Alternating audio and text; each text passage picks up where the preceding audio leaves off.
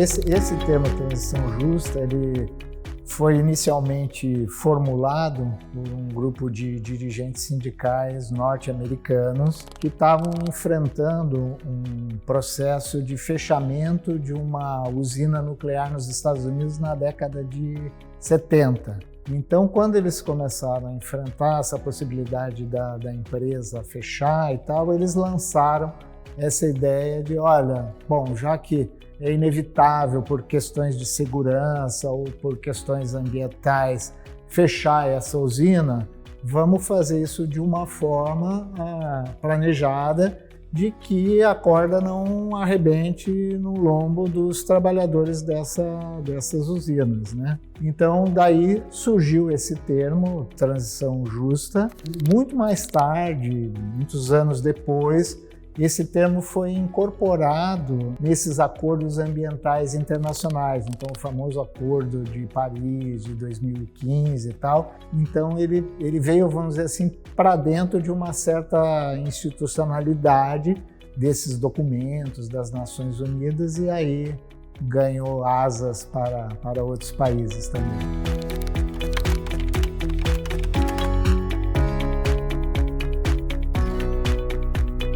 O que difere na verdade, primeiro, existe hoje uma questão ambiental que está se agravando, né? Da década de 1970 para cá, o mundo passou por várias transformações e hoje tem vários relatórios das agências internacionais dizendo que o mundo está mais aquecido, né? Então que é necessário reduzir esse calor a mais no planeta, sob pena de a vida humana e outras formas de vida desaparecerem no planeta, né? Então foi feito todo um acordo para reduzir esse aquecimento. E isso potencializou então a ideia, ou acelerou essa ideia de uma transição justa, né? Essa emergência, vamos dizer, climática. Por outro lado, né, a gente sabe hoje que atacar esse problema necessariamente passa também por vários impactos sociais, né? Perda de trabalhadores, você tem populações que são mais afetadas, então esse termo ganhou mais força pela combinação dessa urgência climática com as urgências sociais.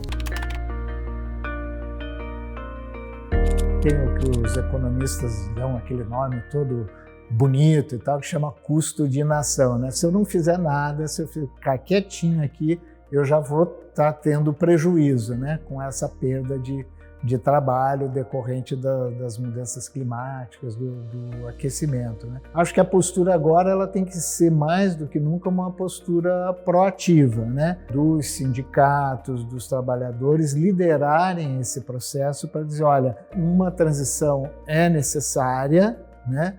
Nós queremos estar incluídos nesse processo, né? Temos que discutir não só a questão direta ali do trabalho, da forma do trabalho, do objeto do meu trabalho, mas nós temos que discutir também um outro modelo de sociedade, né? Então não é mais possível o planeta estar dizendo, opa, desse jeito que nós estamos crescendo, eu não suporto mais, né? Então nós temos que dar um freio nisso, nós temos que mudar hábitos de consumo.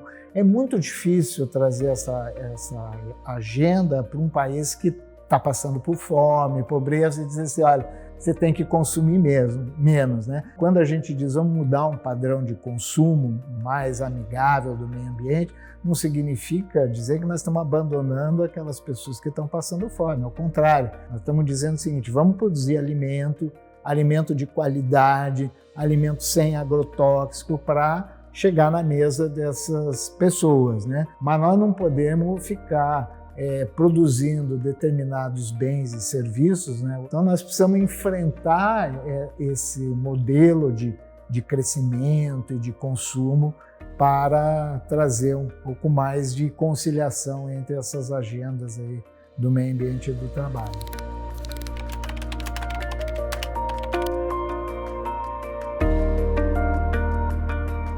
Não existe saída para essa discussão da transição justa, para se avançar nesse processo, sem a participação de todos, né? Obviamente que o governo, né, puxando essa discussão é extremamente importante, que é o que a gente não assiste hoje, né? Hoje é uma política de, não diria nem de braço cruzado, porque tem alguns braços que estão bem abertos, né, no desmatamento, no garimpo ilegal, né? Mas o governo tem que coordenar esse trabalho, né? Mas sem a participação dos trabalhadores, sem a participação dos empresários, sem a participação das organizações do movimento social, não se consegue avançar nessa agenda, justamente porque ela tem uma repercussão sobre a vida de todos esses atores, né? E não tem um governo, não tem uma universidade que por si só tenha esse conhecimento completo para fazer a coordenação dessa agenda. Então é extremamente importante ouvir os atores sociais sob uma coordenação do governo, seja federal, seja governos locais, para que fazer com que essa agenda da transição justa avance.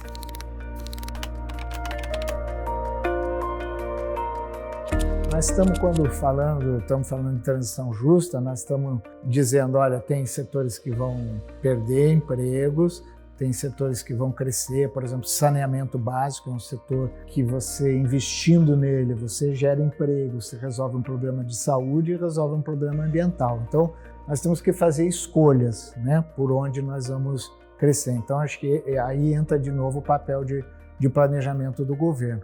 Um segundo aspecto que você fala é o seguinte, não existe transição sem recursos. Nós vamos ficar falando no vazio, né, sem muito bonito, vamos jogar para a galera, mas não vamos efetivar muito pouco ou quase nada se não tiver recursos, né? Se a gente olhar hoje para o orçamento do brasileiro, nós dispomos de recursos para iniciar um processo de transição que ampare aqueles trabalhadores que vão perder postos de trabalho, seja aposentando eles mais cedo, seja tendo programas de requalificação profissional para esses trabalhadores. Tem um conjunto de trabalhadores hoje que cuidam do meio ambiente, mas não são sequer olhados nas estatísticas oficiais, por exemplo, o trabalho das mulheres, das cuidadoras, não só dos filhos, mas muitas mulheres cuidam também do ambiente, do meio ambiente, né, sem receber nada por isso. O governo deveria olhar para isso, tirar recursos do orçamento para poder amparar essas pessoas através daquilo que se convencionou chamar de renda mínima, de uma garantia mínima de renda para as pessoas. Então, eu diria que recursos, hoje, olhando para o Brasil, não faltariam. O que falta é vontade política de redirecionar o que a gente já tem hoje de recursos. Por exemplo, boa parte da arrecadação hoje do governo vai para pagamento de serviços e juros da dívida pública, para alimentar banqueiros que já têm uma conta bancária bem robusta, né? Então vamos pegar uma parte desse recurso e vamos jogar num fundo para fazer uma transição verde, onde a gente possa amparar as pessoas e poder avançar numa produção mais ambientalmente amigável.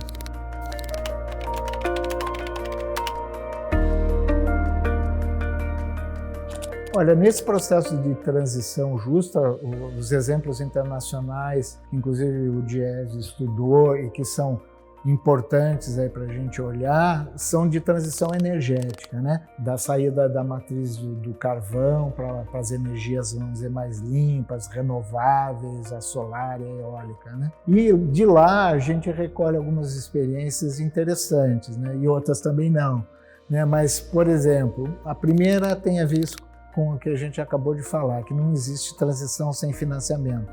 Então tem que ter fundo público bancando essa transição. Um segundo elemento extremamente importante, o chamado diálogo social, né? Então você chamar e pactuar essa transição, essas transformações com a grande maioria dos atores envolvidos nesse processo. Terceiro, respeitar culturas, né? Então isso é muito importante. A gente não pode passar batido em cima de histórias, de culturas, de cidades, de pessoas e famílias que se fizeram num determinado padrão. Então nós temos que reconhecer isso e trabalhar sobre essa dimensão cultural. Quarto, esses países que estão fazendo uma transição mais próxima da justa, né, têm reconhecido esses momentos de transformação como uma oportunidade para a redução das desigualdades, né, de incorporar pessoas e segmentos sociais que historicamente estavam